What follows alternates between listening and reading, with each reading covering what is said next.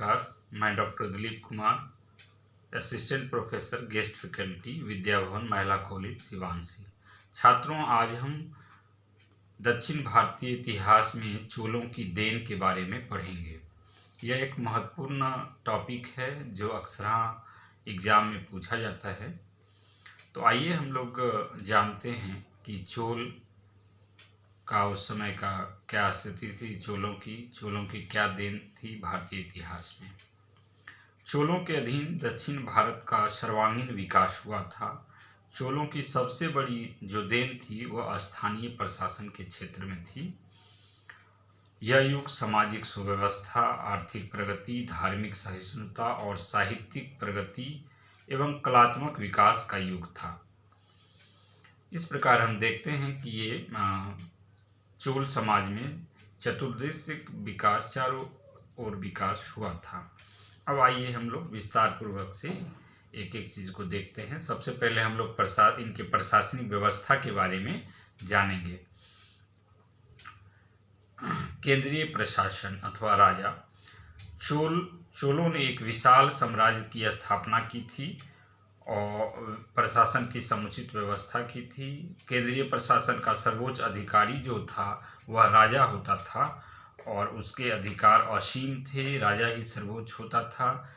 राजा की सर्वोच्चता का एक सबसे बड़ा उदाहरण यहाँ पर यह देखने को मिलता है कि मंदिरों में राजा रानियों की मूर्तियाँ भी स्थापित की जाती थी। न केवल देवताओं बल्कि मंदिरों में भी दक्षिण भारत में चोल के समय में राजा रानियों की भी मूर्तियां स्थापित की जाती थी और उनकी पूजा की जाती थी।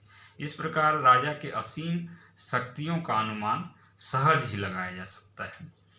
पुनः राजा का जो राजपद जो था वह वंशानुगत था और राजा का जो सबसे ज्येष्ठ पुत्र होता था वह युवराज घोषित होता था। वही राजा का उत्तराधिकारी होता था और उनका महत्वपूर्ण स्थान उस समय प्रशासनिक वहाँ के प्रशासन में था। इसके अलावा राजा मंत्रियों की भी मदद से एवं अनेक पदाधिकारियों की मदद से भी शासन करता था, सरकारी गतिविधियों को चलाता था। उस समय राजा की गतिविधियों को चलाता था। और उस समय की एक बड़ी अलग खासियत थी जो कि पहली बार हमें चोल साम्राज्य में देखने को मिलती है कि वह सरकारी पदाधिकारियों को वहाँ पर वेतन के बदले में जो है भूमि दी जाती थी, भूमि प्रदान की जाती थी और राजा ही न्याय व्यवस्था का भी सर्वोच्च पदाधिकारी था। अर्थात राजा जो फैसला करता था वही सर्वमान्य होता था। तो इस प्रकार हम देखते हैं कि प्रशासन में राजा का सबसे महत्वपूर्ण स्थान था। अब पुनः देखते हैं सेना की क्या व्यवस्था थी चोलों के अंतर्गत। तो चोलों ने एक विशाल सुसंगठित एवं अस्थायी सेना का गठन उन्होंने किया था। उनकी सेना में हस्ती दल मतलब हाथियों का दल, हाथी के साथ जो सैनिक होते थे उनको हस्ती दल कहा जाता था। उसके अलावा अश्वारोही तथा पैदल सैनिकों की भी टुकड़ियाँ थी। उनके पास एक विशाल जलबेड़ा भी था। जलबेड़ा मतलब सामुद्रिक जो अभियान के लिए सामुद्रिक जो जहाज़ें बनाई गई थी, जो बेड़ा, लड़ाकू बेड़ा बनाई गई थी, आधुनिक पनडुब्बी के रूप में इसको कह सकते हैं। उस तरह उसी व्यवस्था को उस समय जलबेड़ा कहा जाता था। वो तो यहाँ पर जलबेड़ों की भी उनकी बहुत मतलब ये अच्छी व्यवस्था थी। और उन्होंने सैनिकों के प्रशिक्षण की भी व्यवस्था पर्याप्त मात्रा में की थी। चोलों की सेना में अरबी घोड़ों को भी रखा गया था।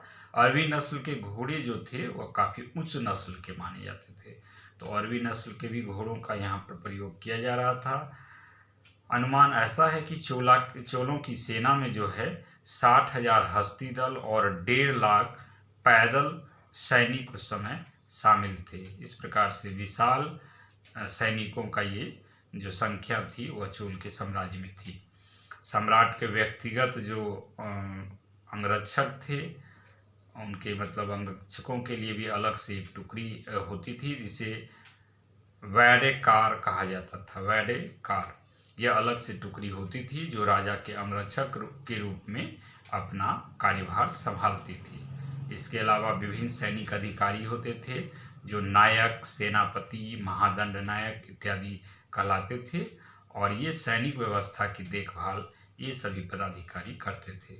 इस प्रकार हम देखते हैं कि सैनिकों की एक अच्छी व्यवस्था की गई थी। यही वजह है कि एक अच्छे सैनिक व्यवस्था, सुसंगठित सैनिक व्यवस्था के बदौलत ही चोलों ने एक विशाल साम्राज्य स्थापित किया था और 4 शताब्दियों तक ये शासन किया था। अब आइए हम लोग देखते हैं इनके प्रशासन, इनके शासन के दूसरे पहलू को। तो एक महत्वपूर्ण जो बिंदु है वह भू राजस्व का है। राज्य की भूमि का उपज का 1/3 भाग उस समय भू राजस्व के रूप में वसूला जाता था और जो उस समय के राजा थे वह कृषि की उपज बढ़ाने के लिए हमेशा तत्पर रहते थे, हमेशा वो उस पर समुचित ध्यान देते थे। इसलिए उन्होंने ज़मीनों का एक सर्वेक्षण भी करवाया गया था और उपज के आधार पर ज़मीन का सर्वेक्षण करके और उपज के आधार पर ही उस समय जो था करों की वसूली की जाती थी।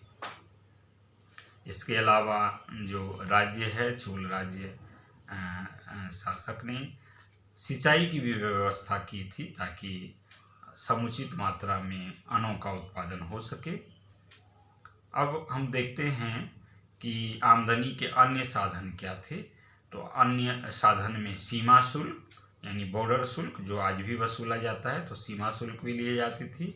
राहदारी जैसा शब्द से ये है, जिसे अभी रोड टैक्स के रूप में कहा जाता है, या परिवहन शुल्क। तो ये रोड टैक्स, राहदारी उस समय भी वसूली जाती थी। उद्योगों एवं व्यवसायों पर भी कर लगाया जाता था। इसके अलावा खान, जो जितने भी माइंस थे तो उन पर भी वो टैक्स लगाया जाता था। इसके अलावा जंगलों पर भी टैक्स लगाया जाता था। और एक यहाँ पर देखते हैं हम चोल साम्राज्य में कि एक बुराई नज़र आती है जो कि अन्य साम्राज्य में बहुत कम ही देखने को मिलती है, जो कि यहाँ पर एक बेगारी की प्रथा भी प्रचलित थी। इसके अलावा राजकीय आमदनी के अब आइए हम लोग देखते हैं कि इस प्रकार से वहाँ पर चोल साम्राज्य में राजाओं की आमदनी होती थी। तो जो आमदनी होती थी उनका खर्च किस प्रकार से होता था। तो जो आमदनी होती थी उस समय उसका अधिकांशतः हिस्सा जो है राजा पर और राजमहल पर, राज दरबार पर, इसके अलावा सेना प्रशासन चलाने में और मंदिरों पर भी खर्च होता था। इसके अलावा मंदिर और ब्राह्मण को भी भूमि दान दिया जाता था। अब आइए हम लोग देखते हैं स्थानीय प्रशासन के बारे में।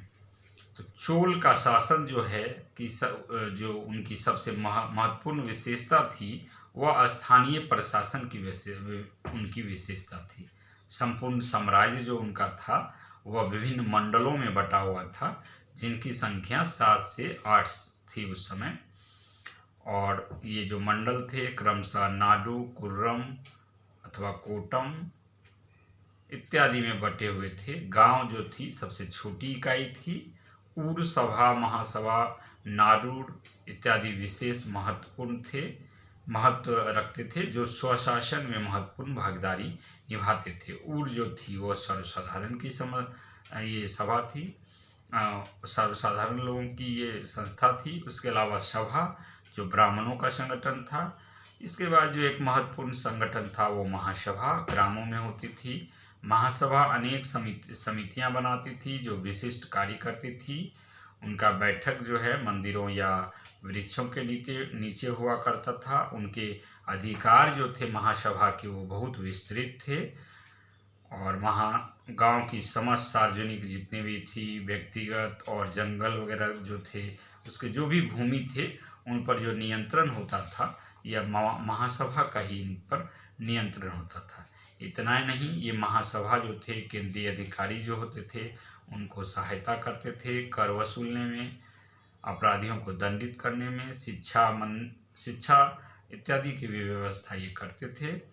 मंदिर और सिंचाई की भी व्यवस्था करने की जिम्मेवारी इनकी थी। इस प्रकार हम देखते हैं कि ग्राम महासभा जो थी वह काफ़ी महत्वपूर्ण थी, जो कि स्थानीय प्रशासन में एक महत्वपूर्ण भूमिका निभाती थी। एक और जो नाम आता है संस्था का वह नगरम या नगरतार। यह व्यापारियों की समितियां थी।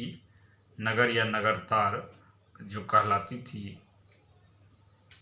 ये व्यापारियों की संस्था थी जो कि उस समय आर्थिक गतिविधियों एवं प्रशासन में भी विशेष रूप से अपनी भूमिका अदा करती थी।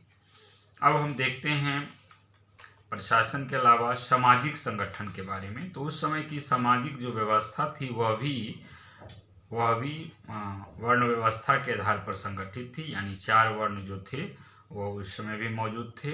अनेक प्रकार के व्यापारी एवं वर्ण संकर जातियां भी समाज में विद्यमान थी। अनेक जनजातियों में भी सामाजिक वर्गीकरण की प्रक्रिया उस समय चल रही थी। लेकिन यद्यपि उस समय जो वर्ण व्यवस्था थी वह कायम थी, लेकिन फिर भी समाज में जो थी वह सौहार्दपूर्ण व्यवस्था समाज में व्याप्त था। अब आइए देखते हैं सामाजिक संगठन के अंतर्गत जो है दास प्रथा भी उस समय प्रचलित थी समाज में। मंदिरों में अनेक देवदासियां नियुक्त की गई थी। एक देवदासी प्रथा उस समय चली हुई थी जो मंदिरों में होती थी। और मंदिर में जो क्या है, देवदासी प्रथा जो थी उस प्रथा के अंतर्गत कुंवारी लड़कियां जो है मंदिरों में रहती थी। मंदिरों को राजा अपनी भी पुत्रियों को कभी कभी सौंप दिया करते थे, और वो जो उनकी पुत्री होती थी वह मंदिरों में देवताओं की सेवा करती थी और जिंदगी भर अविवाहित रहती थी। उन्हें ही देवदासी कहा जाता था। तो इस तरह का व्यवस्था, देवदासी प्रथा का व्यवस्था पहली बार हम लोग उस समय देखते हैं, जो कि मंदिरों में रहती थी देवदासियां। अब आइए देखते हैं समाज में स्त्रियों की व्यवस्था। तो स्त्रियों की व्यवस्था उस समय की जो सामान्य अवस्था थी उस समय अच्छी थी उस समय, और वह विभिन्न प्रशासन में भी भाग लेती थी स्त्रियां। यहाँ तक कि उनको संपत्ति का भी अधिकार था, स्त्रियों को प्राप्त था। अब हम देखते हैं सामाजिक संगठन के अंदर विवाह व्यवस्था जो थी वह स्वजातीय लोगों में भी विवाह होता था, लेकिन उस समय अनुलोम और विवाह और प्रतिलोम विवाह का भी प्रचलन होता था। अनुलोम विवाह छात्र हम लोग जानते हैं, अनुलोम विवाह वह विवाह होता है जिसमें पुरुष तो उच्च वर्ग के होते हैं लेकिन स्त्रियां निम्न वर्ग की होती है। वहीं प्रतिलोम विवाह वह विवाह हुआ जिसमें स्त्रियां उच्च वर्ग की होती है और पुरुष निम्न वर्ग के होते हैं। तो ये प्रतिलोम विवाह कहलाता है। तो यह इस प्रकार का भी विवाह उस समय प्रचलित थी। पुनः पर्दा प्रथा का प्रचलन उस समय नहीं था, लेकिन जहाँ तक सती प्रथा और बहु विवाह का प्रचलन है तो उस समय समाज में सती प्रथा और बहु विवाह का प्रचलन था। यद्यपि यह समान रूप से नहीं था, लेकिन उच्च वर्ग में, समाज के उच्च या शासकीय वर्ग में ये लागू था या उनमें ये अपनाया जाता था। सती प्रथा और बहु विवाह का प्रचलन उनमें ही, यानी उच्च वर्गों तक ही सीमित था ये। अब आइए हम लोग देखते हैं कि चोल का जो ये शासन प्रशासन था उसमें आर्थिक व्यवस्था किस प्रकार से थी। तो चोलों का जो आर्थिक जीवन का मुख्य आधार था वह कृषि, व्यापार, वाणिज्य, शिल्प एवं व्यवसाय इत्यादि महत्वपूर्ण थे। राजा कृषि के विकास में खुद रुचि लेते थे और उनके विकास की समुचित व्यवस्था वो करते थे। सिंचाइयों की भी उस समय समुचित व्यवस्था की गई थी। इसके अलावा धातुकर्म मतलब विभिन्न धातुओं के जो हैं बर्तन वगैरह हैं इत्यादि, या कई चीज़ों के आभूषण वगैरह इत्यादि ये बनाए जाते थे इस प्रकार से। एवं वस्त्र उद्योग भी विकसित था, यानी कि उस समय उद्योग भी जो थे, धातु एवं वस्त्र उद्योग भी विकसित अवस्था में थे।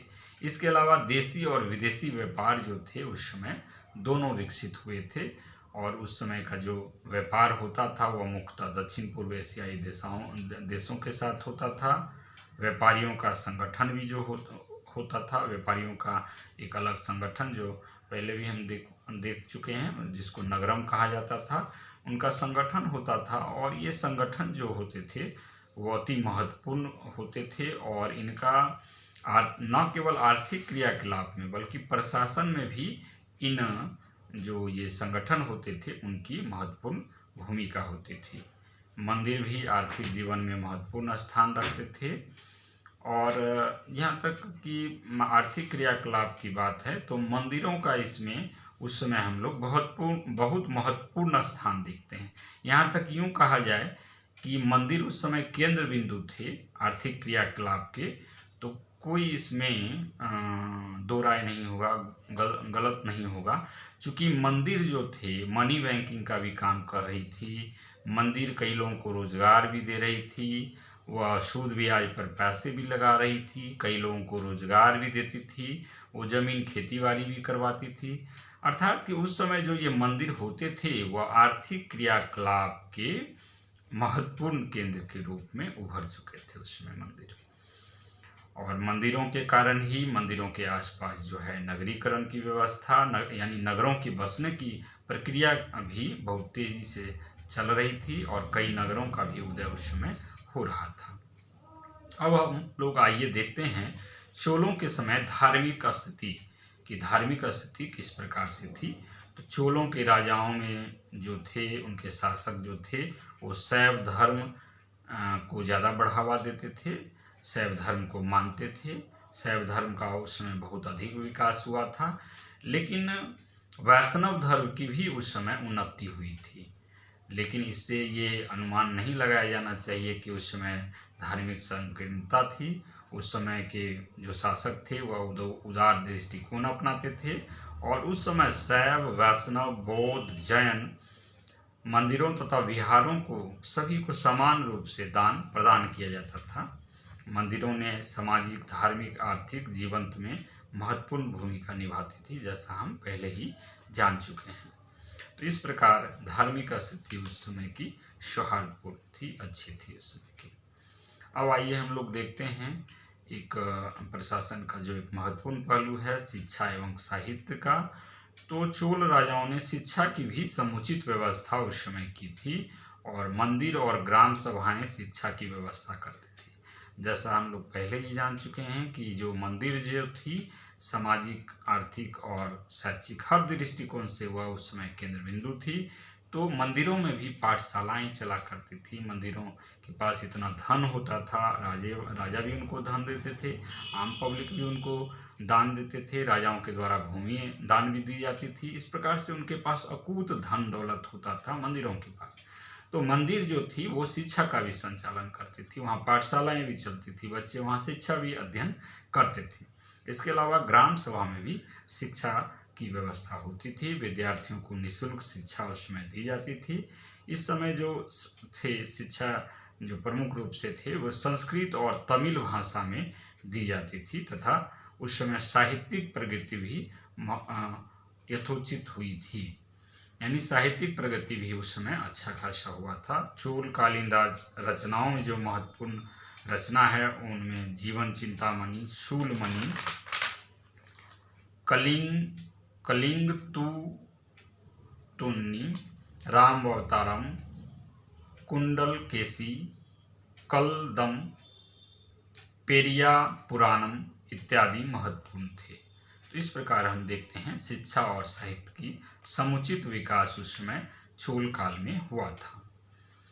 अब आइए हम लोग देखते हैं कलात्मक विकास, यहाँ पर कला का कैसा विकास चोल काल में हुआ था। तो चोलों के समय में जो है द्रविड़ शैली के अनेक मंदिरों का निर्माण किया गया था। जो चोल काल के प्रारंभ काल में जो है तो यद्यपि छोटे मंदिर बनाए जाते थे, लेकिन बाद के कालों में जो है बड़े बड़े मंदिर बनाए गए और इन मंदिरों में, चोल के मंदिर में जो थे वो विस्तृत प्रांगण होते थे, विशाल विमानन तथा ऊंचे और अलंकृत गोपुरम भी बनाए जाते थे। गोपुरम छात्रों जो प्रवेश द्वार होते थे वो काफ़ी भव्य और अलंकृत बनाए जाते थे, उसे ही गोपुरम कहा जाता है प्रवेश द्वार को। तो वह भी अलंकृत और भव्य होता था। राज ने राजेश्वर या बृहदेश्वर मंदिर का निर्माण तंजौर में करवाया था। राजराजेश्वर अथवा बृहदेश्वर मंदिर, यह मंदिर जो था वह बहुत प्रसिद्ध मंदिर उस समय का था, जिसकी प्रसिद्धि आज भी है। और यह मंदिर एक चतुष्कोण प्रांगण में बना हुआ था। यह करीब 192 फीट ऊंचा था, अर्थात कि यह एक विशाल मंदिर बनाई गई थी और यह मंदिर जो है द्रविड़ शैली का विशिष्ट उदाहरण प्रस्तुत करता है। इसके अलावा कई अन्य राजा जो भी थे, चोल राजा भी थे, वो भी कई मंदिर का निर्माण किए थे, जिनमें प्रमुख जो थे राजेंद्र चोल, जो गंगैकोंड चोलपुरम में भी एक भव्य मंदिर का निर्माण कराए थे। इसके अलावा ऐरावतेश्वर तथा त्रिभुवनेश्वर में भी मंदिरों का निर्माण किया गया था। मंदिर के अलावा जो वहाँ के शासक थे, कई अनेक भव्य महलों का भी निर्माण वो करवाए थे। झील इत्यादि भी कई बनाए गए थे। नगरों को सुसज्जित भी किया गया था। मूर्ति कला तथा चित्रकला का भी उस समय काफ़ी विकास हुआ था। मंदिरों में देवताओं और राजरानियों की सुंदर मूर्तियाँ बनाकर प्रतिष्ठित की जाती थी, जैसा हम पहले ही जान चुके हैं। इसके अलावा दीवारों की जो भित्तियाँ होती थी, उसको सुंदर चित्रों से सुसज्जित किया जाता था।